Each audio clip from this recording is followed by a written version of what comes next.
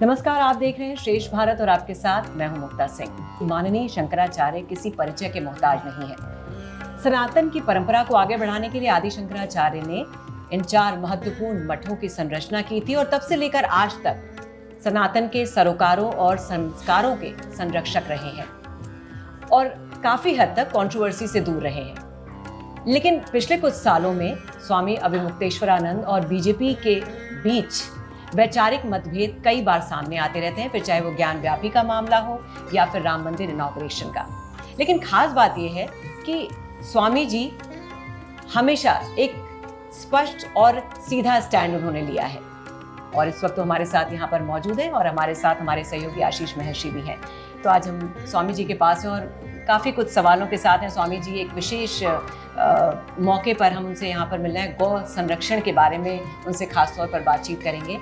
तो स्वामी जी बहुत बहुत स्वागत है आपका श्रेष्ठ भारत पर। सबसे पहले तो शुरुआत यहाँ से करते हैं क्योंकि हमने सनातन की बात की, तो सनातन की खूबसूरती ये रही है कि सत्ता और सरकार से हमेशा दूरी बनी रहती है। फिर कौन सी ऐसी वजह है कि आप को इतना मुखर और प्रखर होना पड़ रहा है सरकार के खिलाफ? असल में सरकारों का जो काम है वो सरकारें करती हैं और धर्म का जो काम है वो धर्मगुरु धर्माचार्य करते हैं। इसलिए कभी किसी के काम में किसी को दखल देने की आवश्यकता ही नहीं पड़ती। लेकिन इधर बीच में ऐसा देखा गया कि धर्म के कार्यों में सरकारों का हस्तक्षेप बढ़ा और कई ऐसी घटनाएं हुई, कार्यवाहियां हुई जो चुभने वाली थी। कोई एग्जाम्पल बताएंगे? कोई आप एग्जाम्पल बताएंगे इस पर जो आपने भी कहा, उसका सब थोड़ा सा हमें बताएं। कोई क्या, लगभग बहुत सारे उदाहरण हैं। एक तो आपने विश्वनाथ जी की चर्चा की, काशी में कॉरिडोर की। किसी मंदिर के परिसर को भव्य बनाया जाए, उसका सुंदरीकरण किया जाए, वहाँ पर आने वाले दर्शनार्थियों की सुविधाओं को देखा जाए, समझा जाए और उत्पन्न किया जाए, इसमें किसी को क्या आपत्ति हो सकती है। लेकिन जिन देवताओं का दर्शन करने के लिए वो दर्शनार्थी आ रहे हैं, उन देवताओं के मंदिरों को ही तोड़ दिया जाए कि दर्शनार्थी आ रहा है उसकी सुविधा हो जाएगी, तो क्या दर्शनार्थी इस बात को स्वीकार करेगा कि मेरे लिए मेरे भगवान को हटा दो? लेकिन ये कहीं किया जाने लगा, मंदिर तोड़े जाने लगे और मलबे में मूर्तियां फेंकी जाने लगी। तो ये ऐसा कदम था जिसकी भर्त्सना की जानी चाहिए थी। पहले हम लोगों ने चिट्ठी लिखी उत्तर प्रदेश के मुख्यमंत्री को कि यहाँ पर ऐसा सब हो रहा है, संज्ञान लीजिए। अगर आप कहें तो हम आपसे चर्चा करने के लिए स्वयं आने को तैयार हैं। फिर उनकी तरफ से जब 1 महीने तक कोई जवाब नहीं आया, तब रिमाइंडर भेजा कि आपने संज्ञान नहीं लिया, अनर्थ निरंतर होते चला जा रहा है, एक के बाद एक मंदिर और मूर्तियाँ तोड़ी जा रही हैं, फेंकी जा रही हैं। फिर भी उन्होंने नहीं की। फिर हमने एक संत सम्मेलन बुलाया, 300-350 संत उसमें काशी के इकट्ठा होकर के प्रस्ताव पारित किया गया कि अखबारों में समाचार दिया गया कि मंदिरों मूर्तियों के तोड़े जाने के विरुद्ध संत एकजुट हुए हैं और संतों का एक प्रतिनिधि मंडल। हमने कहा अब हम तो नहीं जाएंगे क्योंकि वो संज्ञान ले नहीं रहे हैं, आप लोग में से प्रतिनिधि मंडल बना करके जाइए, हमारी बात कहिए। तो वो लोग भी समय मांगते रह गए, संतों के प्रतिनिधि मंडल के द्वारा भी समय मांगा जाता रहा, लेकिन फिर समय नहीं मिला। हमने उनसे पूछा कि भाई अब इतने दिन बीत गए, आप लोग मिल चुके? उन्होंने कहा जी हमको समय ही नहीं मिल रहा है, हम क्या मिलेंगे। तब जा करके हमको फिर कड़क बोलना पड़ा कि भाई ये गलत हो रहा है। लेकिन आपको इस एक तरीके ये से बात, लेकिन महाराज जी इसको इस तरीके से भी देखा जाए कि डेवलपमेंट हुआ है, बहुत ज़्यादा लोग आए हैं दर्शन करने के लिए। अगर आप उनकी जगह होते तो क्या फैसला लेते? देखिए, कोई भी होता, जो फैसला लिया गया वो तो नहीं लेता, क्योंकि किसी को भी ये अधिकार नहीं है कि पहले से बने स्थापित मंदिरों और मूर्तियों के नामों निशान को वो मिटा दे विकास के नाम पर। इसका अधिकार तो किसी को नहीं मिल जाता। ऐसे मंदिर थे जो पुराणों में जिनका वर्णन है, पौराणिक काल से पहले रहे होंगे तभी तो उनका वर्णन है, उन मंदिरों मूर्तियों को निकाल करके फेंक दिया गया। मलबे में मूर्तियों को फेंका गया तोड़ तोड़ करके। ये कोई भी एक सनातनी आस्थावान जिसके पूर्वज उन मूर्तियों की पूजा करते रहे, कैसे इस दृश्य को देख सकता है। इसलिए अगर हम होते उस जगह पे तो हम उन मंदिरों को व्यवस्थित करते और जो घर थे, पुजारियों के आवास थे, उनको भले हम तोड़ देते, उनको भले दूर बसा देते, लेकिन मंदिरों को तो उनकी जगह रखते। अथवा वहीं आसपास में पता उनका ना बदले, थोड़ी दूर उनको हम समेट देते कि भाई आप महाराज जी भगवान प्रार्थना है, आपका एक अच्छा अभी जो है मंदिर, इससे बढ़िया मंदिर बना रहे हैं बगल में, उसमें आप विराजमान हो जाइए। तो हम वहाँ ले जाते, लेकिन उन मंदिरों के अस्तित्व को ना मिटाते। उनसे प्रार्थना करके जो वे शास्त्रों में विधि बताई गई है, उस विधि का पालन करते हुए उनका पता ना बदले। जैसे इस कमरे में हमको बैठना है, इधर भी बैठ सकते हैं, इधर भी बैठ सकते हैं, इस तरह से जहाँ तक संभव होता उतना हम उसमें परिवर्तन कर लेते और उन मंदिरों को बचाते हुए हम इससे भी बढ़िया कॉरिडोर बनाते।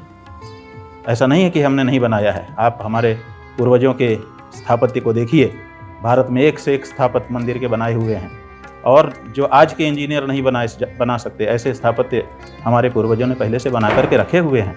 तो हमारी इसमें विशेषज्ञता है, उसी परंपरा के तो हम संवाहक हैं। तो हम इससे भी बढ़िया कॉरिडोर बना देते और एक भी मंदिर ना तोड़ते। स्वामी जी, बात तो आपकी सही है, लेकिन आप सनातन धर्म के सबसे बड़े गुरु हैं। हर एक हिंदू के लिए आपकी बात पत्थर की लकीर जैसी है। आप ही कहते हैं सत्यम वदामि प्रियम वदामि, सत्य बोलो प्रिय बोलो। फिर इतना कड़वा क्यों बोलना पड़ रहा है सरकार के खिलाफ, और खासकर मोदी जी के खिलाफ? और खासकर नहीं, मैं इसमें एक चीज़ और जोड़ूंगा कि आपने कहा कि मुख्यमंत्री, वो भी एक तरीके से हिंदुत्व का एक बहुत बड़ा चेहरा है।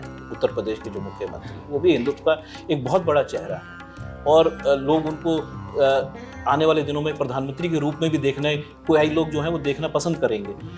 ऐसे में जब आप ये कह रहे हैं कि मुख्यमंत्री समय नहीं दे रहे हैं और आप कॉरिडोर के लिए इतना बड़ा मुद्दा उठा रहे हैं और मोदी जी के भी खिलाफ बोलना पड़ रहा है, तो आपको लग रहा है कहीं ना कहीं, क्योंकि बीजेपी जो आई है वो तो बिल्कुल हिंदुत्व के चेहरे के तौर पे आई है, हिंदुत्व का मुद्दा उठा के आई है, तो कहीं ना कहीं आपको लग रहा है कि जो असली हिंदुत्व है वो उनके हाथ में नहीं है, या क्या हो रहा है, कुछ गड़बड़ है? हम इस पे नहीं जाना चाहेंगे कि उनका क्या चरित्र है, उनका क्या स्वरूप है, उनका क्या व्यवहार है। हम इस पे जाना चाहेंगे कि जो हो रहा था वो ठीक नहीं लग रहा था, और इसीलिए हमको बोलना पड़ा। और जब जब ऐसा होगा, चाहे वो कोई भी सरकार हो, हम ये नहीं देखेंगे कि कौन सी पार्टी है, उस पार्टी का चेहरा कौन सा है। हम ये देखेंगे कि हमारे धर्म के, हमारे परंपरा के, हमारी संस्कृति के विरुद्ध तो कुछ नहीं हो रहा है, और अगर ये होगा तो बोलने का हमको अधिकार है। भारत का ही नागरिक होने के नाते, भारत के ही संविधान ने अधिकार सबको दिया है, और एक धर्माचार्य होने के नाते तो हमारे तो जवाबदेही हो जाती है कि ऐसे अवसरों पर हम खड़े हों और धर्म सम्मत बात कहें। पर आप क्यों बोल रहे हैं, बाकी तीन क्यों नहीं बोल रहे? नहीं, बाकी तीन का क्षेत्र नहीं है। ऐसा होता है, आप लोग इस बात को समझिए कि 4 शंकराचार्य हैं, 4 शंकराचार्य का 4 क्षेत्राधिकार है। जैसे एक प्रदेश का मुख्यमंत्री दूसरे प्रदेश के बारे में नहीं बोलता है, जैसे एक थाने का थानेदार दूसरे क्षेत्र के थानेदार के बारे में नहीं बोलता है, वहाँ की रपट अपने यहाँ नहीं लिखता है कि भाई आप वहाँ जाओ, बताता है कि आपका क्षेत्राधिकार वहाँ लगता है, आप उस थाने में जाकर रिपोर्ट लिखवाइए। अगर हम लिखेंगे भी तो आज के कानून के अनुसार 0 नंबर डाल करके लिखेंगे, बाद में वहाँ ट्रांसफ़र कर देंगे। इसी तरह से हम शंकराचार्यों का भी क्षेत्राधिकार बंटा हुआ है, तो जिसके क्षेत्राधिकार में जो जगह होती है वहाँ के बारे में वो मुखर होकर के बोलता है। यही नियम है, इसीलिए चारों शंकराचार्य एक बात पर बोले ऐसा जरूरी नहीं है। अपने अपने क्षेत्र में एक शंकराचार्य बोलेगा, वो चारों की आवाज़ मानी जाएगी। यानी आप जो कह रहे हैं उससे तीनों शंकराचार्य भी इत्तेफाक रखते हैं? जी बिल्कुल। आम जनता अगर न रखते होते, आम जनता जो है बहुत सारे लोगों को लगता है कि एक ही क्यों बोल रहे, तो आपने बहुत अच्छे से नहीं, आप समझ लीजिए, आम जनता को भी इस बात को समझने की आवश्यकता है कि अपने क्षेत्राधिकार के आधार पर बोला जाता है। जैसे दक्षिण भारत का कोई मामला होगा तो दक्षिण के शंकराचार्य बोलेंगे, हम नहीं बोलेंगे। पूर्व के और पश्चिम के क्षेत्र का कोई मामला होगा तो वहाँ के शंकराचार्य बोलेंगे, हम नहीं बोलेंगे। मैंने खुद देखा है कि ये उत्तर भारत है, उत्तर भारत में हमारा क्षेत्राधिकार है, इसीलिए हम। लेकिन मैंने जब अयोध्या में जब मूर्ति स्थापना हुई, जिसको आपने भी विरोध किया, बाकी शंकराचार्यों ने भी विरोध किया था उसका, तो वो आपका क्षेत्र है, लेकिन उन्होंने उसके ऊपर भी बोला। नहीं, ऐसा है कि कुछ मामले ऐसे होते हैं जो क्षेत्र के बियॉन्ड, माने उनकी सीमा थोड़ा बड़ी हो जाती है। तो राम जन्मभूमि का जो मामला है ये पूरे देश का मामला बन गया, ये केवल एक क्षेत्र का मामला नहीं रहा। इसीलिए इस मामले में चारों शंकराचार्य मिल करके बोलते रहे हैं। आपको स्मरण होना चाहिए कि जब ढांचा ढाया गया था और जो ट्रस्ट बने थे इस काम के लिए, उनको जब सुप्रीम कोर्ट ने बैन कर दिया कि अब भविष्य में इन ट्रस्ट को ये ज़मीन नहीं दी जाएगी, तब सुप्रीम कोर्ट ने कहा था कि अब धर्माचार्य अगर आगे आकर के इस बारे में कोई ट्रस्ट बनाएंगे तो जिसके अगर हिंदुओं के पक्ष में फैसला आएगा तो उस ट्रस्ट को दी जाएगी। तब चारों शंकराचार्य आगे आए थे और चारों शंकराचार्यों ने मिलकर के अयोध्या श्री राम जन्मभूमि रामालय न्यास बनाया था, रामालय ट्रस्ट जिसको सामान्य भाषा में कहते हैं। तो वो चारों शंकराचार्यों ने मिलकर के बनाया था और चारों शंकराचार्यों के ही प्रयत्न से अखिल भारतीय श्री राम जन्मभूमि पुनरुद्धार समिति का निर्माण हुआ था और उसी समिति ने चारों शंकराचार्यों की तरफ से न्यायालय में राम जन्मभूमि में हिंदुओं का पक्ष रखा था। उस का नेतृत्व हमारे ब्रह्मलीन गुरुजी ने किया था, क्योंकि क्षेत्राधिकार तो उत्तराम नाय का बनता था, लेकिन मामला पूरे देश का था। इसलिए चारों शंकराचार्यों ने मिलकर के उनको कहा कि इसका नेतृत्व आप करेंगे, आपके क्षेत्र में है, हम सब आपके साथ हैं। और फिर उन्होंने राम जन्मभूमि पुनरुद्धार समिति बनाई, उसके अध्यक्ष वो स्वयं थे। उन्होंने पैरवी की, उसकी पैरवी में यही मिश्र जी हैं जो इस समय यहाँ बैठे हैं, डॉक्टर PN मिश्रा जी। इन्होंने ही हिंदुओं की तरफ से, शंकराचार्य जी की तरफ से, शंकराचार्यों की तरफ से कहा जाए, हिंदुओं का पक्ष न्यायालय में रखा था और तब विजय मिली। तो चारों शंकराचार्य पहले से ही इस मामले में सम्मिलित हो चुके थे, इसीलिए इसमें चारों ने अपनी बात। आपको लगता है हड़बड़ी की वजह से नुकसान हो गया बीजेपी को? क्योंकि आप देखिए अयोध्या, जिसको एक तरीके से मंदिर इतना इम्पोर्टेंट मुद्दा, और उसी वही जगह वो हार गए। देखिए, बात यह है कि ये तो राजनीति का विषय है, इसका विश्लेषण तो राजनीति वाले करेंगे कि क्या होगा, और हम बाद में कहने के लिए इसलिए आवश्यकता नहीं समझते हैं इस बारे में कुछ भी, क्योंकि हमने पहले ही कह दिया था कि शास्त्र विधि मुत्सृज्य वर्तते कामकारतः न ससिद्धिमवाप्नोति न सुखम न पराम गति। जो शास्त्र विधि को छोड़ करके मनमाना आचरण करता है उसको सिद्धि सुख नहीं मिलता है। तो हमने पहले ही शास्त्र के अनुसार बता दिया। थोड़ा अलग तरह से देखते हैं कि हिंदुत्व के मुद्दे को लेकर इतना आगे बढ़ रहे थे, गौरक्षा अभियान आप चला रहे हैं, जो पार्टी जिसका one of the main agenda था गायों का संरक्षण, क्या ये दुर्भाग्यपूर्ण नहीं है कि आपको आंदोलन का रूप अख्तियार करना पड़ा है 10 साल सत्ता में उनके रहने के बावजूद? देखिए, उनको भी दोष है, उनको थोड़ा ज़्यादा दोष इसलिए सब लोग देते हैं कि क्योंकि इनका तो मेन क्योंकि उन्होंने अपने आप को कहा था कि हम गौभक्त हैं। बाकी लोगों ने गौभक्त अपने को निरूपित नहीं किया, लेकिन जिम्मेदारी तो उनकी भी थी, क्योंकि वचन उन्होंने भी हिंदू समाज को दिए थे। तो इसलिए कहा जाए कि जिस पार्टी ने 55 साल इस देश में राज किया वो भी, और जिसने 15 साल राज किया उसके बाद का वो भी, और जो अभी कर रही है, ये सभी गौ माता के बारे में क्रूर रहे और इन्होंने संवेदनापूर्वक ढंग से विचार नहीं किया। उसी का परिणाम है कि बहुसंख्यक हिंदुओं के देश में, जिन बहुसंख्यक हिंदुओं के द्वारा गऊ को माता शब्द से अभिहित किया जाता है, माता शब्द लगा करके उनके नाम का उच्चारण किया जाता है, वही गाय काटी जा रही है, और काटी ही नहीं जा रही है, बोटी बोटी करके उसके मांस को पैक करके बेचा जा रहा है और उससे आने वाले पैसे को तिजोरी में रखा जा रहा है, भारत देश की तिजोरी में। तो ये बहुत ही दुख का विषय है। महाराज जी, ये बताइए वजह क्या लगती है? क्योंकि अगर देखा जाए, कोई भी सनातनी होगा, कोई भी हिंदू होगा, वो गौ माता की हत्या करना तो बिल्कुल नहीं चाहेगा। तो आपको क्या लगता है, क्या वजह है कि इसको बिल्कुल अभी तक इसके ऊपर कोई कानून नहीं आ पाया, आपको आंदोलन करना पड़ रहा है? अड़चन कहाँ आ रही है सरकार? क्योंकि आप मोदी जी की बात करिए या योगी जी की बात करिए, दोनों ही लोग इसकी बात करते हैं। योगी जी तो खासतौर पर और आगे बढ़कर गौरक्षा की बात करते हैं, लेकिन फिर कहाँ इच्छा शक्ति की कमी है या कहाँ ये गड़बड़ी कहाँ हो रही है? अड़चन कहाँ? अब हम नहीं समझ पाते हैं, क्योंकि बहुत आंख बंद करके भी विचार किया कई बार, घंटों कि क्या कारण होगा कि अपने आप को हिंदू कहने वाले लोग जब आसन पर बैठते हैं उनके अंदर शक्ति आती है। देखिए, किसी के पास शक्ति नहीं है और वो अनाचार होते हुए देख रहा है तो उसको क्षमा किया जा सकता है कि क्या कर सकता है बेचारा, लेकिन आपके पास शक्ति है, शक्ति होने के बाद भी आप ये कार्य नहीं करते हैं, गौ माता की हत्या होने देते हैं, निरंतर जारी रखते हैं। तो क्या कारण हो सकता है, ये तो उन्हीं से पूछा जाना चाहिए। कारण हमको अभी तक समझ में नहीं आया है, कोई नहीं समझ पाता है कि आखिर होता क्या है। जब तक कुर्सी के नीचे होता है तब तक कहता है मैं गौभक्त हूँ, गुलाबी रंग देख करके मेरा खून खून खोल रहा है, तुम्हारा पता नहीं खोलता है कि नहीं खोलता है, ये सब वाक्य बोलता है। लेकिन गद्दी पे बैठने के बाद फिर वो सब चीज़ को भूल जाता है।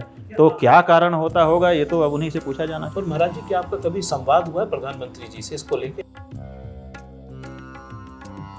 हमने 2-3 बार समय उनसे मांगा था, जब वो पहली बार प्रधानमंत्री बने तो गंगा जी का आंदोलन हम लोग कर रहे थे। पिछली सरकार उतना हम लोगों को नहीं कर रही थी सपोर्ट, हालांकि राष्ट्र नदी तो घोषित किया, हालांकि गंगा कार्य योजना तो उन्होंने भंग किया जैसी कि हम लोगों की मांग थी। उन्होंने गंगा नदी घाटी प्राधिकरण भी बनाया, ये सब किया, लेकिन कुछ बांधों को भी रद्द किया। लेकिन हम लोग चाहते थे कि कम से कम देश में एक नदी हो जो अपने नैसर्गिक प्रवाह में उद्गम से लेकर के गंतव्य तक पहुँचे और पीढ़ियाँ उसको देख सकें और वैज्ञानिक उसमें शोध आदि कर सकें, क्योंकि कोई भी शोध कार्य कम से कम एक तो मूल रूप में बचा करके बाकी पे किया जाता है। लेकिन जब उसमें बांध आदि बनते ही रहे तो हम लोगों ने सोचा कि नए प्रधानमंत्री जी बन गए हैं, इनसे उम्मीद है। इन्होंने कहा भी था कि मुझे तो गंगा ने बुलाया है, तो हम लोगों ने इनसे समय मांगा लिख करके पत्र। एक भारतीय जनता पार्टी के विधायक हैं, उनके माध्यम से कि भाई आप भारतीय जनता पार्टी के भी हो, आप इस बात को आगे बढ़ाओ, हम लोग चलें, उनसे बैठ करके चर्चा कर लें और जो कुछ अगर गंगा जी के संदर्भ में हो सकता है वो करें। तो फिर उनकी तरफ से कोई समय नहीं दिया गया। फिर उसके बाद दोबारा हम लोगों ने समय मांगा कि हम लोग सीधे मांग लें, आप किसी के माध्यम से नहीं मांगेंगे, माध्यम से मांगने से दिक्कत होती है, तो सीधे भी नहीं मिला समय। उसके बाद फिर हम लोगों ने सब सांसदों को, जो 750 राज्यसभा और लोकसभा के सांसद हैं, उन सबको पत्र भेजा, रजिस्टर्ड डाक से भेजा, उन किसी ने भी जवाब नहीं दिया। एक व्यक्ति का केवल एक्नॉलेजमेंट आया कि मुझे मिला। तो लगा कि जब 750 हैं, उसमें पक्ष भी है विपक्ष भी है, किसी को गंगा से कुछ लेना देना नहीं है, कोई जवाब नहीं देना चाहता है, तो ऐसी परिस्थिति में फिर क्या किया जाए, अब आगे देखा जाएगा। तो फिर समय नहीं मांगा। उसके बाद जब ये दूसरा टर्म मोदी जी का पूरा हो रहा था तो हम लोगों ने कहा कि ये गौ माता का काम कम से कम कर दीजिए, आपका दूसरा टर्म पूरा हो रहा है, लोगों को अच्छा लगेगा। तो संपर्क किया, उसके बाद भी उन्होंने समय नहीं दिया। तो ये 2 मौके थे, 2 बार गंगा जी के लिए, एक बार गाय के लिए। मुकेश अंबानी जी के बेटे में शादी में मुलाकात हुई है। हाँ, वो तो एक अलग तरह का मौका था, उन्होंने भी शिष्टाचार का निर्वहन किया और हमने भी। इसके पहले कि महाराज जी हम लोग आगे बढ़े, एक बार ये जो गौरक्षा अभियान आप चला रहे हैं उसके बारे में बताइए कि क्या कुछ कर रहे हैं और उसमें कैसे आप आगे बढ़ रहे हैं। नहीं, असल में क्या हो रहा है कि हमारे जो इतिहास पुराण हैं उसमें हम लोगों ने लिखा पढ़ा है कि हमारे देश में गाय की बहुत बड़ी संख्या थी किसी समय, करोड़ों करोड़ गाय हुआ करती थी।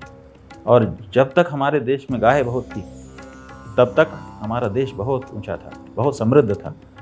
गायों के खुर में और सींग में सोना मढ़ करके तब दान किया जाता था, इतना सोना था। सोने की चिड़िया नाम पड़ गया था, क्योंकि गाय के सींग के ऊपर मढ़ा रहता था तो ऐसे लगता था जैसे सोने की चिड़िया बैठी हो। अब उसके बाद गायों की संख्या कम होने लगी, होते होते बहुत कम हो गई। जब हमारे देश की आज़ादी हुई तब हम लोग 30 करोड़ थे और गाय 78 करोड़ थी, जो आंकड़ा उपलब्ध है, सरकारी आंकड़ा। उसके बाद फिर धीरे धीरे समय बीतने लगा। अब देखिए 75-76 साल हो गए हैं। अब हालत क्या है कि हम 30 करोड़ से 150 करोड़ के करीब पहुंच गए हैं, माने 5 गुना वृद्धि मनुष्यों की संख्या में हो गई है। और गायों की संख्या में 5 गुना बढ़ोतरी होती तो 400 करोड़ होती गाय इस समय। लेकिन गाय की संख्या घट गई और पिछले 19 में जो गणना हुई है गायों की, उसमें 17 करोड़ गाय केवल अपने देश में बची है। उसमें भी गाय के नाम पर जो विदेशी बहुत सारी नस्ल है, जिसको गाय हम लोग नहीं मानते, वो गाय कह करके उसकी भी गणना की गई है, तब 17 करोड़ है। अगर हम अपनी जो हमारी वेद लक्षणा गाय है, देशी गाय, जिसको हम गाय मानते हैं, जिसमें देवताओं का वास है, जिसकी पूजा होती है, जिसको भगवान श्री कृष्ण ने चराया, जिसका दान किया जाता है, वो जो गाय है वो तो बहुत कम है। अब 80,000 से लेकर के 1,20,000 तक का औसत है प्रतिदिन, जो औपचारिक अनौपचारिक रूप से इस समय गऊ काटी जा रही है, मांस विक्रय और घरेलू खपत के लिए, खाने के लिए। तो अगर रोज़ 1 लाख औसत मान लें, 1 लाख गाय अगर रोज़ काटी गई तो 1 साल में 3 करोड़ 60 लाख 65 लाख काट दी जाएगी। 17 करोड़ ही है। तो अगला जब चुनाव आएगा तब तक तो गाय शायद चित्रों में सिमट जाएगी। तो ऐसी परिस्थिति में अब हम लोगों के लिए बड़ी चिंता का विषय हो गया है कि लुप्त हो जाएगी ये प्रजाति। इसलिए किसी हालत में अब हमको इसको बचाने के लिए आगे आना पड़ेगा। हमारे जो दर्शक हैं उनको ये बताइए कि गाय को माँ क्यों कहते हैं? हाँ, ये बड़ा प्रश्न है। ये हम लोग जहाँ जाते हैं लोग पूछते हैं, हम गौ माता विशेष करके बच्चे पूछते हैं कि गाय हमारी माता कैसे हो। एक बार हमसे एक बच्चे ने पूछा कि हमारा चेहरा मोहरा तो गाय के जैसा नहीं है, हमारे तो 4 पैर नहीं है, हमारा चेहरा भी गाय जैसा नहीं है, फिर हमको गाय हमारी माता कैसे है? लोग समझते हैं कि शायद हम गाय से उत्पन्न हुए होंगे, इसलिए नहीं। गाय से उत्पन्न होने के कारण हम गाय को माता नहीं कहते। कुछ लोग सोचते हैं कि गाय का दूध पीने के कारण हम गाय को माता कहते हैं, लेकिन असल में ये भी बात उतनी सही नहीं है, क्योंकि दूध तो हम बहुत सारे लोग जहाँ गाय नहीं है भैंस का भी पी करके बढ़ जाते हैं, बकरी का भी, ऊँटनी का भी, और भी दूसरे ऐसे पशु हैं जिनके दूध को पी करके पोषण हो जाता है। तो ऐसी परिस्थिति में दूध पी करके हम गाय को माँ कहते हैं, ये भी बात असल में नहीं है। हालांकि जो शोध पत्र हमने पढ़े हैं उसमें वैज्ञानिकों ने शोध किया है और ये पाया है कि गाय का दूध एक ऐसा दूध है जो पशु का दूध है, फिर भी उसमें माँ के दूध जैसी प्रॉपर्टीज हैं, माने ह्यूमिटेरियन उसमें टच है, उसमें मानवीय सुगंधी है, गुण है। इस कारण से वो कहते हैं कि शायद मानवीयता का उसमें पुट ज़्यादा है, इसलिए बच्चे के लिए गाय का दूध सबसे ज़्यादा मुफीद होता है, तो इस कारण से कहते होंगे। लेकिन असल में ये बात भी नहीं। बात क्या है, फिर गाय को माँ क्यों कहा जाता है? असल में हमारे यहाँ जो धर्म है, सनातन धर्म, तो हमारे यहाँ हर चीज़ का एक रूप बनाया गया है कि ये मूर्त रूप में ऐसा होगा। तो धर्म का क्या रूप होगा? तो धर्म हमारे यहाँ वृषभ के रूप में आता है, बैल के रूप में। तो उसी धर्म को हमने अपने जीवन में अंगीकार किया है। तो हमारे यहाँ नियम ये है कि जिसको हम अपने जीवन में अपना बना लेते हैं उसके माता पिता को भी अपना माता पिता कहने लगते हैं। इसलिए वर कन्या जब परस्पर विवाहित हो जाते हैं तो वर की माता पिता कन्या के भी माता पिता हो जाते हैं, और कन्या के माता पिता वर के भी माता पिता हो जाते हैं। वो माँ पिता माँ बाबूजी कहने लगते हैं, सासू माँ भी कह दें लेकिन माँ कहते हैं। तो ये हमने सनातन धर्म को अपने जीवन में अपना लिया, इसलिए सनातन धर्म की जो माँ है वो हमारी भी माँ हो गई। इसीलिए हमारे यहाँ नारा है कि सत्य धर्म का नाता है, गाय हमारी माता है। तो गाय हमारी माता सत्य धर्म के नाते है, इसीलिए जिन्होंने सनातन धर्म को अपनाया है अपने जीवन में वही लोग गाय को माता कहते हैं। जिन्होंने सनातन धर्म को अपने जीवन में नहीं अपनाया है वो लोग उसको एनिमल ही मानते हैं, गाय माता नहीं मानते। क्योंकि हम लोग धर्म की बात कर रहे हैं इसलिए मैं आपसे सवाल पूछूं कि आपने कुछ दिनों पहले एक बात कही थी कि राजनेता जो है धर्म में दखल ना दें, तो हम धर्मगुरु भी राजनीति में दखल नहीं देंगे। तो आपको लगता है कि पिछले 10 सालों में ये जो धर्म और राजनीति के बीच की जो ये सीक्रेट लाइन थी वो धुंधली हो रही है या फिर कह लीजिए खत्म हो रही है? मिटा दिया गया है। आप देखिए, अब तो धर्म का सारा निर्णय देखिए, पहले यही देश है, राजा सुधर्मा के समय से शंकराचार्यों को धर्म का अधिकार दिया गया है। धार्मिक कर भी लेने का उनको अधिकार था, धर्म की व्यवस्था बनाने का उनको अधिकार था, धर्म के नियम, धर्म के निर्णय परिस्थिति आ जाने पर वही सुनाया करते थे। लेकिन अब सरकारों ने क्या कर लिया, सबसे पहले धर्मस्व विभाग अपने यहाँ बना दिया और उसका एक मंत्री बना देते हैं जिसका धर्म से प्रायः कोई लेना देना नहीं होता है। किसी एक का हो सकता है कभी, लेकिन प्रायः ऐसे ही लोग उसमें बैठते हैं जिनका वो सामान्य नेता है, उनका धर्म से कोई विशेष लेना देना नहीं, वो धर्मस्व मंत्री बन जाते हैं। और धार्मिक जो हमारे स्थान हैं, मंदिर आदि, उनके ऊपर सरकारी कर्मचारी आकर के बैठ जाते हैं और वो अब संचालन कर रहे हैं। देश के लाखों मंदिर हैं जिनका संचालन सरकार करने लग गई, धर्माचारी को परे हटा दिया, कहीं ना कहीं आपको नहीं लगता अधिग्रहण कर लेते हैं कि जितने भी संत समाज है उसका एक फेलियर है? क्योंकि वो लोग कहते हैं भाई, जैसे हम कहीं जाते हैं किसी क्षेत्र में जहाँ पे भी, जैसे चाहे आप काशी जाएं चाहे मथुरा जाएं, ऐसा लगता है कि लूटपाट सी मची हुई है मंदिरों में। और यही मतलब वजह जिम्मेदारी तो महाराज जी दोनों पक्षों को लेनी पड़ेगी। मतलब कहीं ना कहीं संत समाज का या सनातन जितने भी जुड़े हुए लोग, उनकी भी एक जिम्मेदारी थी इसको। हाँ ठीक है, ये लूट मार क्यों मची है इसको भी आपको मतलब अगर उस प्रश्न में जाना है तो पूरी परिस्थिति को अनुशीलन करना पड़ेगा। आप किसी की वृत्ति को ले रहे हैं, माने जिससे वो आजीविका कमा रहा था उस काम को आपने अपने हाथ में ले लिया। अब वो भूखा है, अब भूखा आदमी क्या नहीं करेगा। तो जब उनके हाथ में वो जो चीज़ है आप उसको ले लिए, अब आप सरकारी खजाने में वहाँ की चढ़ोतरी जाने लगी, आपने सरकारी कर्मचारी बैठा दिए, अब वहाँ वो पूजा अर्चना कर रहे हैं। उनकी परंपरा थी, उन्होंने तो अपना जीवन सौंप दिया कि हम तो यही करेंगे। जाने कितनी पीढ़ी से वही काम करते चले आ रहे थे। जब मंदिर में भीड़ नहीं थी, जब कोई नहीं जाता था, तब भी उन्होंने पूजा की, अपने दूसरा काम करके भी कमा के लाए, भगवान को भोग लगाया। आज जब वहाँ पर भीड़ बढ़ी है तो आपने दूसरे कर्मचारी बैठा दिए, उनको पर ढकेल दिया, वो दूसरा काम करना नहीं चाहते। लेकिन आपको लगता है कि ये इतना सरल है? तो ऐसी परिस्थिति में जो आप बोल रहे हैं, क्या ये इतना सरल है? जो इनका सवाल था, ये क्या इसी कारण ये चीजें हो रही है या कहीं ना कहीं नहीं, हमारा समाज दूसरी तरफ जा रहा है? नहीं, दूसरी तरफ नहीं जा रहा। ये जो आरोप है कि पहले आरोप क्या लगाया गया, देखिए कि जो राजा हैं देश के, हिंदू राजा, वो विलासी हो गए हैं, इसीलिए रजवाड़े को ख़त्म करना चाहिए। ठीक है, तो आपने रजवाड़ों को ख़त्म कर दिया, उनको विलासी सिद्ध कर दिया। आपके नेता कितने बड़े विलासी हैं।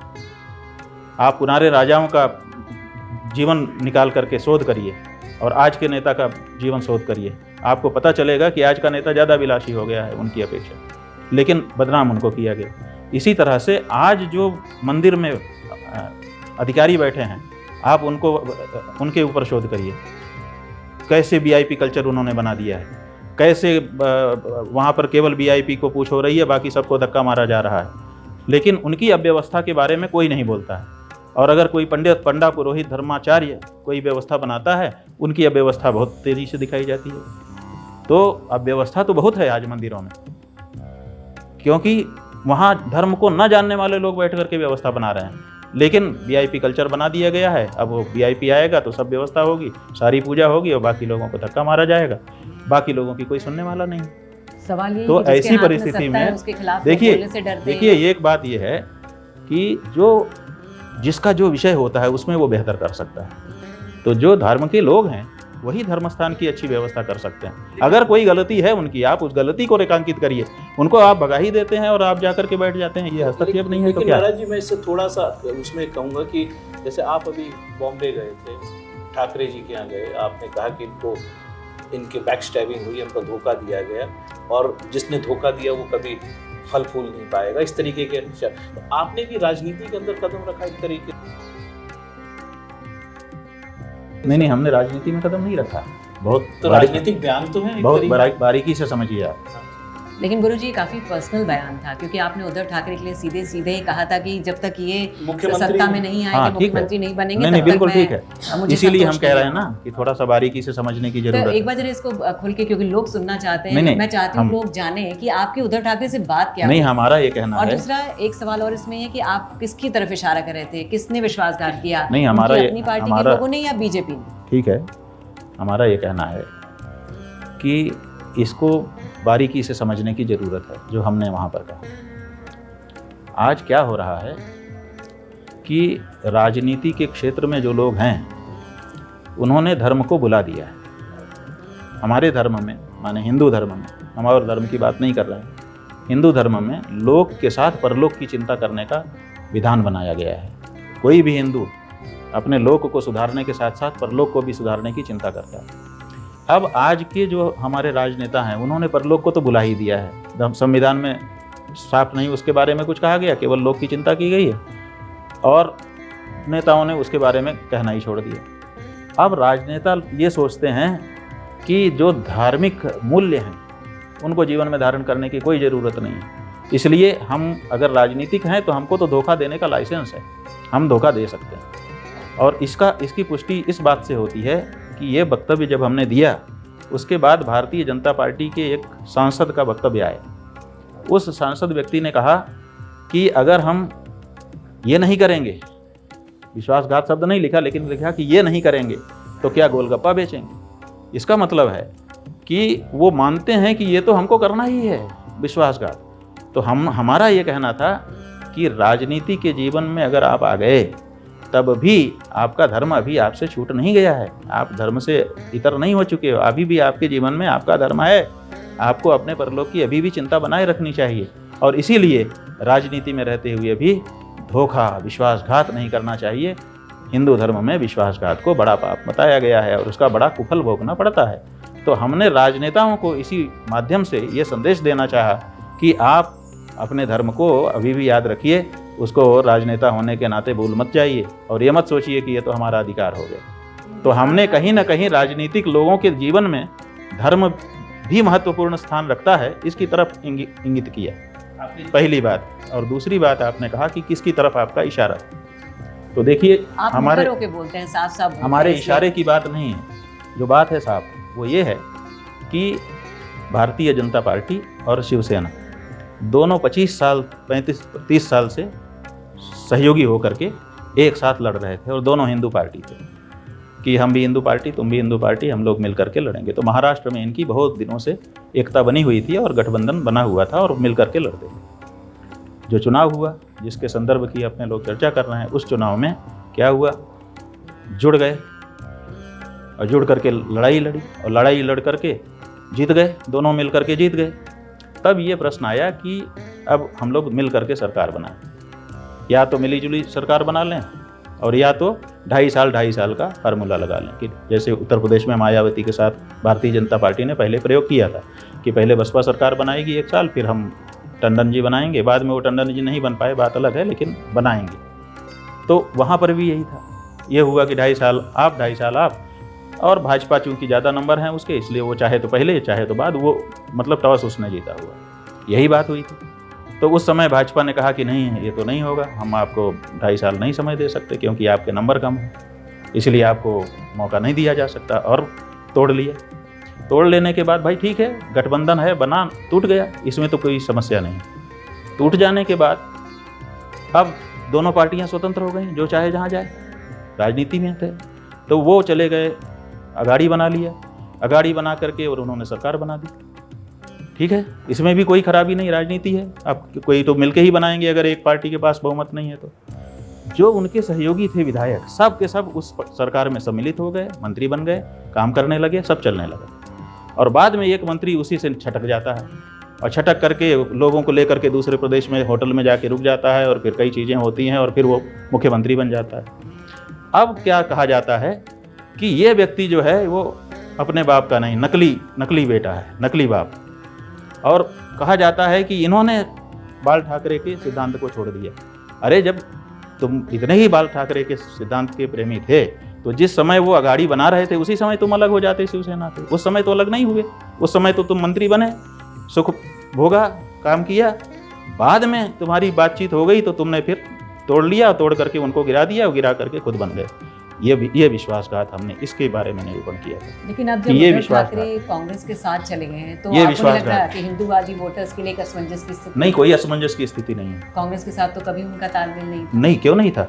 उन्होंने सरकार चलाई है कांग्रेस के साथ मिल करके, कोई ऐसा काम थोड़े किया कि जिसमें आइडियोलॉजी तो दिक्कत हो उनकी गई। अलग थी। आइडियोलॉजी अलग होती है। वामपंथियों के साथ मिलकर के कांग्रेस ने सरकार बनाई है। बीपी सिंह जो कांग्रेस से टूट करके जनता दल बना चुका था, भाजपा ने उसका समर्थन करके केंद्र में लंबे समय तक सरकार बनाई है और गिराई है। कौन किसके साथ नहीं गया है? अच्छा, तो ये नहीं हम कह रहे, हम केवल वो बात कह रहे हैं, विश्वासघात की बात कर रहे हैं कि आप राजनीति नॉलेज बहुत अच्छी है। आप जो है अच्छा, एक बात बताइए, अचानक चलती हुई गाड़ी से आप जो है एक बात धक्का मार के बताइए। किसी को गिराते हैं और सीट पे बैठ जाते हैं, उसको हमने विश्वासघात। आपके विरोधी जो हैं आपके बारे में बड़ी अच्छी बातें करते हैं। उनका कहना है कि गुरुजी की भी राजनीतिक महत्वाकांक्षाएं हैं, इसलिए इतना मुखर होकर राजनीति के बारे में कहते हैं। तो क्या ऐसा कुछ है? ऐसा है कि राजनीतिक महत्वाकांक्षा क्या होती है? राजनीति में एक ही महत्वाकांक्षा होती है कि मुझे सीट मिल जाए, कोई पद मिल जाए जिस पे मैं बैठ जाऊं। ये जो पद हमको दिया गया है हमारे गुरुजी के द्वारा आदेश करके कि इस पे बैठो और काम करो, ये ऐसा पद है कि इसमें भारत के राष्ट्रपति भी आते हैं तो झुकते हैं, भारत के प्रधानमंत्री भी आते हैं तो झुकते हैं। जब इस पद पे हम बैठ गए, अब कौन से पद की हमको आकांक्षा हो सकती है? आप बताइए, इससे बड़ा कोई पद है? तो इस तरह की जो लोग कल्पना करते हैं उनको इस पद के महात्म्य के बारे में या हमारी व्यक्तित्व के बारे में अनुमान नहीं है शायद। अच्छा, ये बताइए कि आपने अभी हाल फिलहाल में देखा होगा कि बांग्लादेश में हिंदुओं के साथ बहुत कत्लेआम हुआ है, उस पर आपका क्या? हुआ नहीं, हो रहा है, अभी कोई बंद थोड़े हो गया हुआ है, मतलब हम देख रहे हैं कि बहुत बुरी बहुत हालत खराब है। तो आपका क्या कहना है? हमने तो पहले ही दिन वक्तव्य दिया, जब ये घटना घटी सबसे पहला वक्तव्य हमारा है। हमने कहा कि गलत हो रहा है, और हमने उस समय सेना को कहा, क्योंकि उस समय तो ये अंतरिम सरकार भी नहीं बनी थी, तो हमने कहा कि सेना ने अपने हाथ में सत्ता ली है और हम सेना से अनुरोध कर रहे हैं कि किसी एक हिंदू को भी चोट नहीं पहुंचनी चाहिए, उस सबकी सुरक्षा उनकी जिम्मेदारी है। और उसके बाद से हम लगातार वहाँ जो हम लोगों के संपर्क के लोग हैं उनसे भी संपर्क में बने हुए हैं। और आज विभीषिका दिवस मनाया जा रहा है, विभाजन विभीषिका दिवस, भारत की सरकार भी, होम मिनिस्ट्री भी मना रही है, और दूसरी जो संस्थाएं हैं जिन्होंने इस विभीषिका को झेला है वो संस्थाएं भी मना रही हैं। और आज ही हमने एक पत्र तैयार किया है, हम भारत के राष्ट्रपति को वो पत्र भेज रहे हैं। उसमें बाकी बातें, ये देखिए, ये पत्र हमारा तैयार है और हम इसको भेज रहे हैं भारत के राष्ट्रपति को।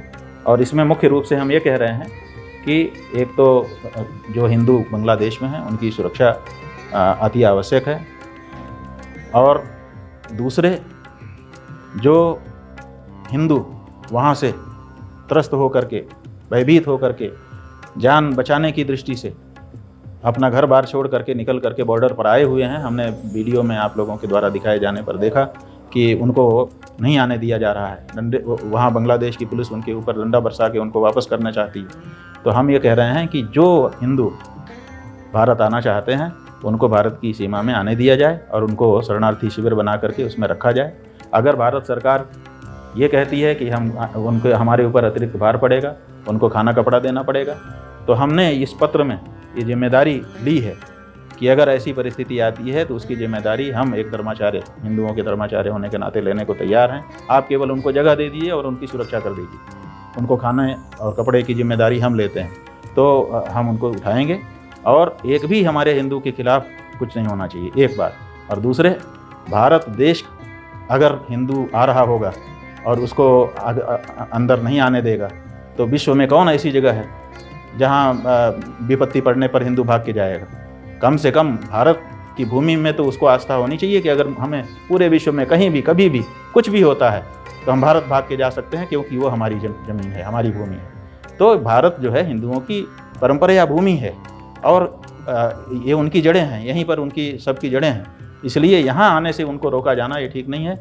भारत की सरकार से हम कहना चाहते हैं कि जो हिंदू यहाँ आना चाहते हैं उनको आने दिया जाए और आप वहाँ जाइए और भारत के प्रधानमंत्री जी घोषणा करें कि बांग्लादेश में किसी हिंदू के साथ कुछ नहीं होना चाहिए, और जिन हिंदुओं के साथ जो कुछ हुआ है आप उसकी रिपोर्ट मांगिए बांग्लादेश की सरकार से कि तुरंत हमको सही रिपोर्ट दो, कितने हिंदुओं के साथ क्या हुआ है और कौन है इसके करने वाले और उनके ऊपर आपने क्या कार्रवाई की है। थोड़ा सा कड़क होकर के बोलने की ज़रूरत है। और अगर ये सब नहीं होता है तो हम लोग तो इसको नहीं स्वीकार करेंगे। हमारा एक भी हिंदू भाई अगर वहाँ पर कष्ट में रहेगा तो उसकी तो चिंता हमको करनी ही पड़ेगी। अच्छा, ये बताइए, 240 का आंकड़ा नीतीश कुमार और चंद्रबाबू नायडू का समर्थन लेकर, आपको लगता है कि मोदी सरकार कुछ कमज़ोर स्थिति में है और कहीं ना कहीं अपनी मूल विचारधारा के विरुद्ध बहुत सारे कॉम्प्रोमाइज़ेस करने पड़ रहे हैं और करने पड़ेंगे? उनकी मूल विचारधारा क्या है पहले तो इसको पकड़ना पड़ेगा। अभी तक तो कुछ साफ हो ही नहीं रहा है, क्योंकि उन्होंने कहा था कि हम गाय बचाएंगे, गाय के लिए प्रस्ताव ला नहीं रहे हैं, और इसी तरह से उन्होंने और भी कई बातें कही थी, वो सब तो लेके आ नहीं रहे हैं। इसीलिए हमारा कहना है कि अगर उनको ताकत मिली थी तो उनके उन्हीं मूल विचारों के कारण मिली थी, और अगर ताकत कम हो रही है तो फिर से मूल विचार को पकड़ें और उसी पे आएँ। और इसीलिए हमने ये सुझाव दिया है, आपके माध्यम से पुनः देना चाहेंगे कि अभी भी आप खड़े हो जाइए संसद में, गौ रक्षा का बिल ले आइए, गौ माता को राष्ट्रमाता बनाने का प्रस्ताव लेकर आइए। तो आप तो है ही हैं, जितने हैं 240 हैं, तो कम से कम 240 तो खड़े हैं। कम से कम हम लोगों को लगेगा कि 240 तो हैं वहाँ पर, और बाकी जो हैं उनकी भी कलई खुल जाएगी, क्योंकि वो लोग भी बहस कर रहे हैं कि हम हिंदू तुम हिंदू। अब पता चल जाएगा कि कौन हिंदू है। गौ रक्षा का बिल अब संसद में लेके आ जाए कोई, उसके पक्ष में जो खड़ा होगा उसको हम हिंदू कहेंगे, बाकी सब अहिंदू अपने आप को। राहुल गांधी भी अपने आप को हिंदू हम कह रहे हैं ना, इसीलिए हम कह रहे हैं, हमने नाम नहीं लिया, आप नाम तो ले लोग रहे कह रहे हैं कि राहुल हो। गांधी हम से कह आपकी रहे हैं कि गौ संविधान की रक्षा का बात है। बिल ले आया जाए, अपने आप पता चल जाएगी कि कौन हिंदू है और कौन नहीं है। गाय के प्रति जिसके मन में प्रेम होगा वो गाय के पक्ष में खड़ा हो जाएगा, हम जान जाएंगे कि यही हिंदू है। क्योंकि गाय के प्रति हिंदुओं का गोषु भक्तिर दृढ़ायस्य पुनर्जन्मनि दृढ़ाशयः ओंकारम मूल मंत्रम च सवै हिंदू स्मृतः। हिंदू होने की पहचान, पहली पहचान है गाय की प्रति दृढ़ भक्ति। तो पता चल जाएगा। सरकार के थोड़ा आप खिलाफ बोल रहे हैं, तो आपके विरोधी ये भी कह रहे हैं कि भाई कांग्रेस और राहुल गांधी से भी आपकी समीपता दिख रही है, इसलिए आप इतनी बातें कह रहे हैं। बात यह है कि कुछ तो कहेंगे, आखिर क्या कहेंगे।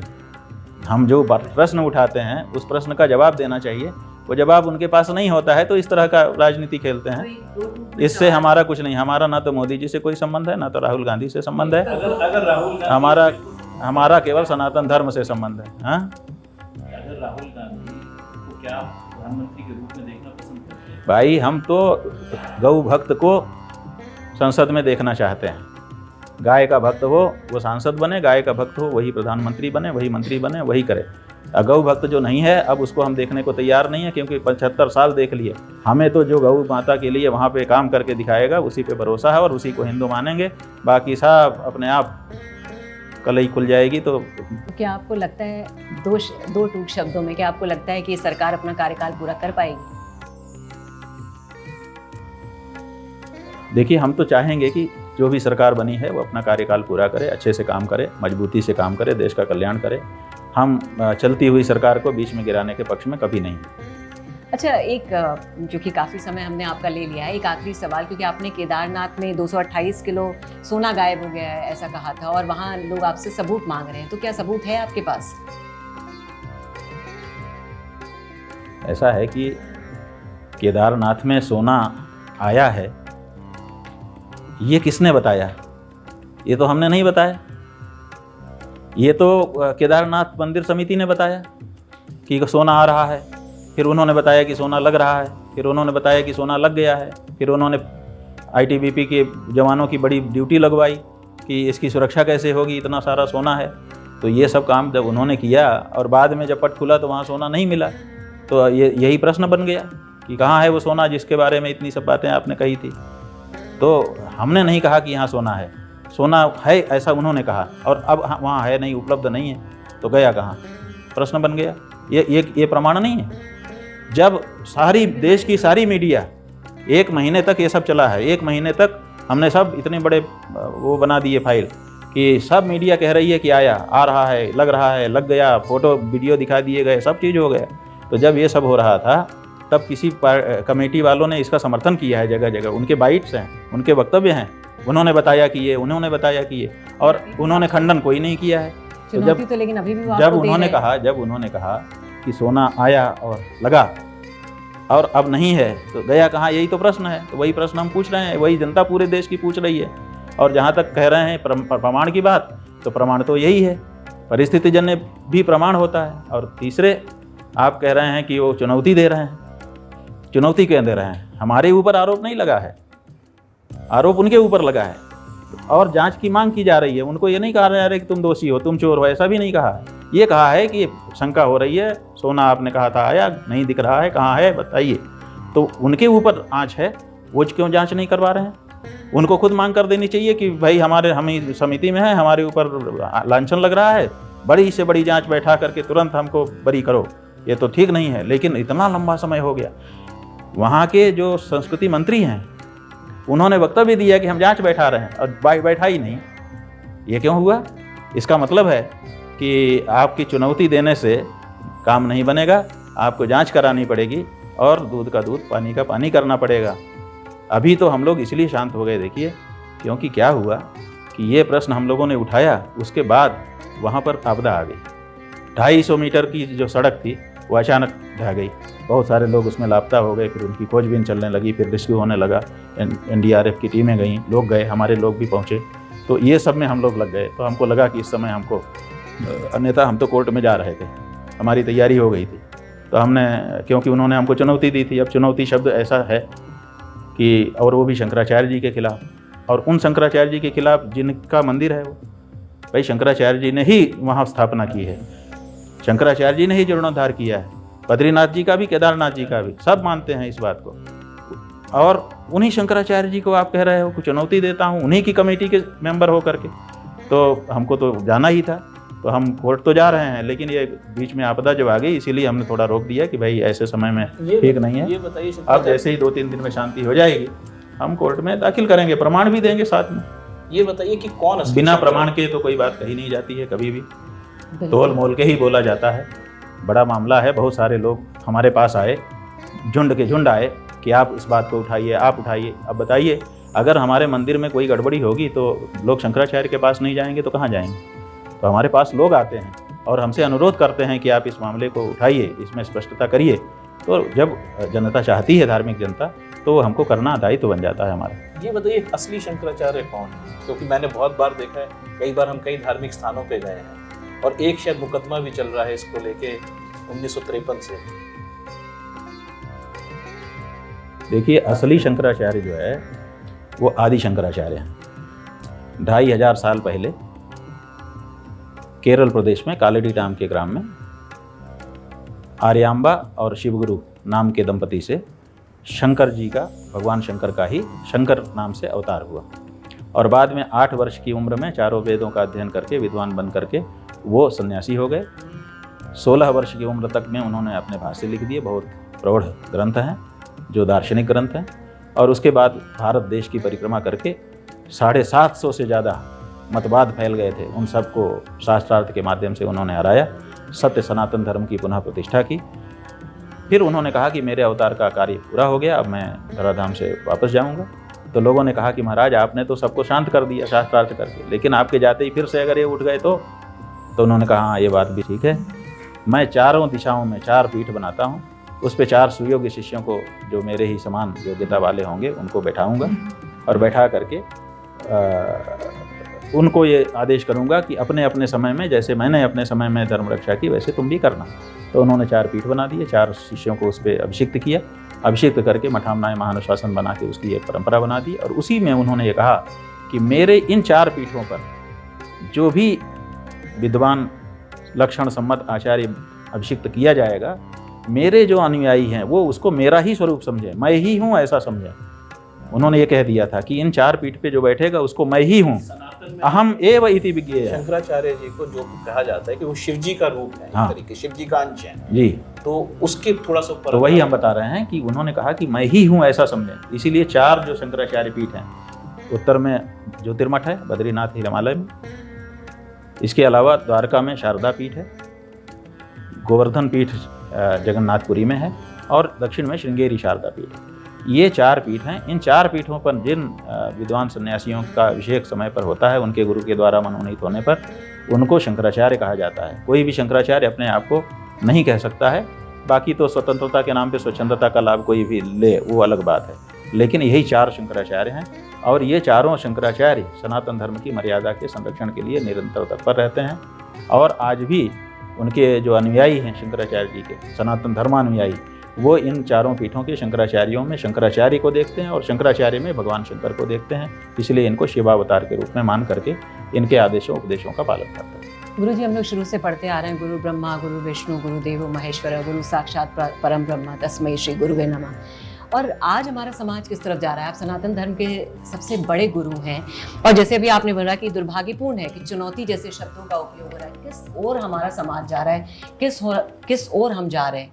क्या आप इसको किस तरह से देखते हैं? इतना कन्फ्रंटेटिव, इतना कॉन्फ्लिक्ट क्यों हो रहा है?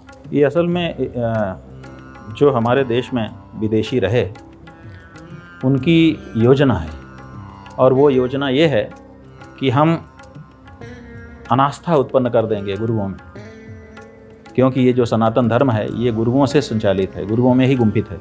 हर व्यक्ति किसी न किसी गुरु से जुड़ा हुआ है और गुरु के सामने जा कर के अपनी बात कहता है और उसको मार्गदर्शन मिलता है।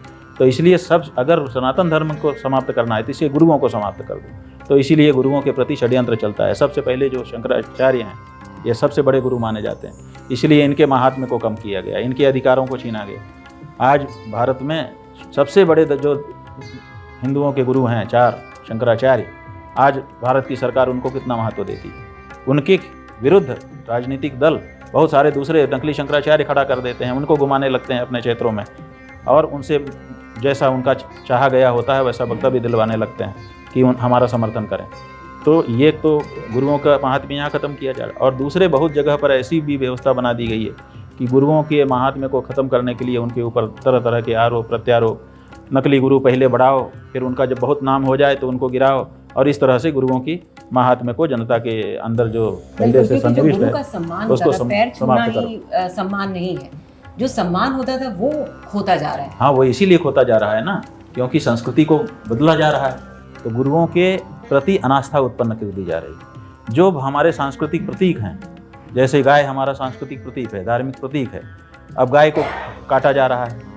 क्या सरकारों के पास इतना बजट नहीं है कि वो 1 लाख 2 लाख 5 लाख गायों को शेल्टर दे सकें?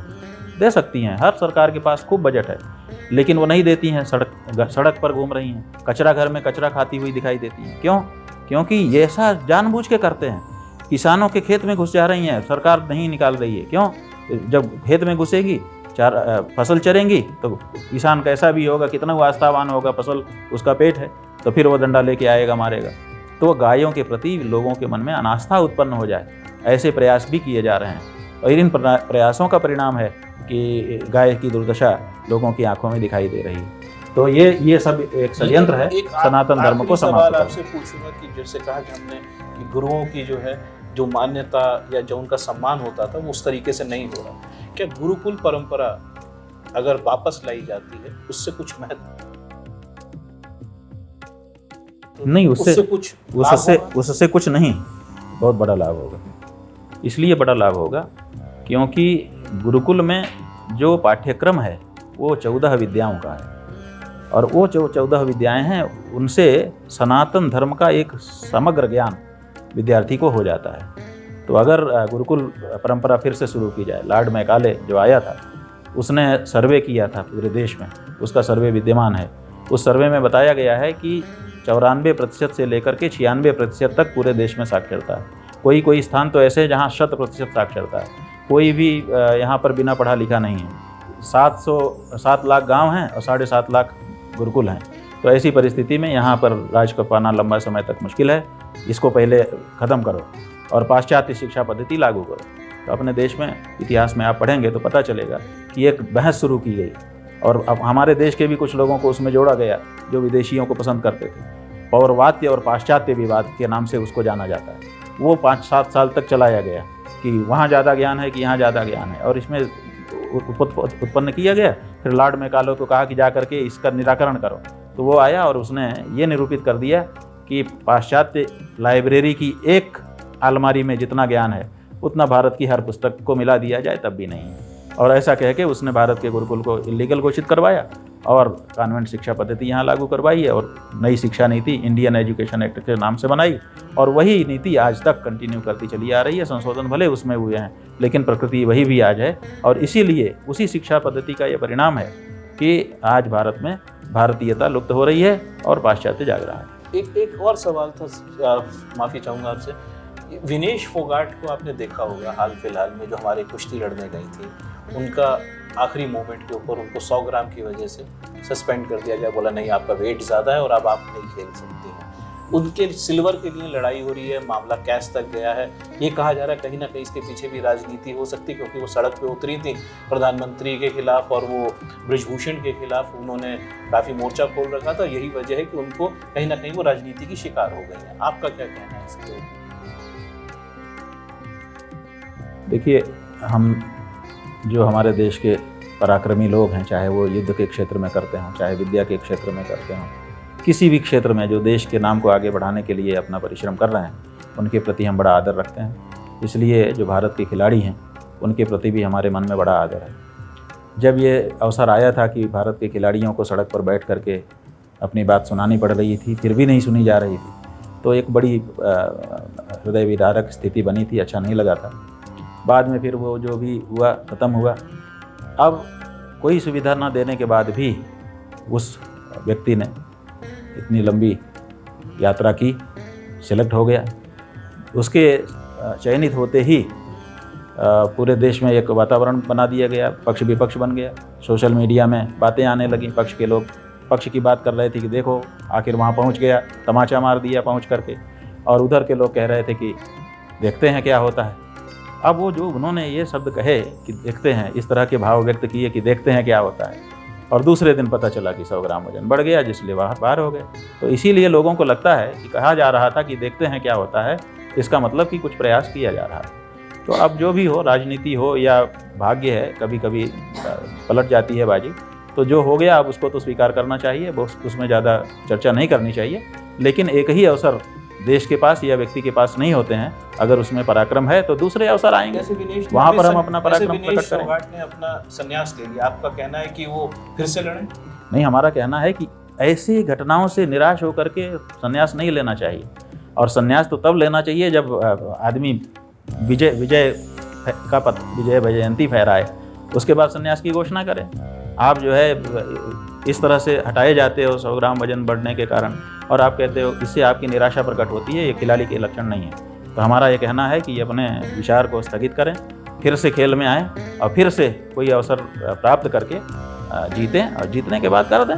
सबको संन्यास लेना ही पड़ता है और बाद में किसी और रूप में अपनी सेवाएं देनी ही पड़ती हैं। लेकिन इस तरह से निराशा भरे अगर विदाई उनकी होगी तो किसी को भी अच्छा नहीं लगेगा, उनके लिए भी जीवन पर्यंत अच्छा अनुभव नहीं रहेगा। सवाल तो बहुत है, लेकिन हमने आपका काफ़ी वक्त ले लिया है। बहुत बहुत शुक्रिया शेष भारत से बातचीत करने के लिए और इतना अपना कीमती वक्त देने के लिए। देखिए, आपका जो चैनल है उसका नाम हमको बहुत पसंद है, पहले भी हमने कहा था, फिर से हम कहना चाहेंगे कि ये जो आपके चैनल का नाम है यही हमारे देश का नाम हो जाए। यही हमारे देश का असल में मुकाम हो जाए तो कितना अच्छा हो जाए। हम एक श्रेष्ठ भारत की कल्पना करते हैं और आपका ये चैनल का जो नाम है उसकी तरफ हमारा स्मरण दिलाता है, इसके लिए बहुत अच्छा लगता है। शुक्रिया आपका, बहुत बहुत शुक्रिया आपने समय दिया। नारायण भैया।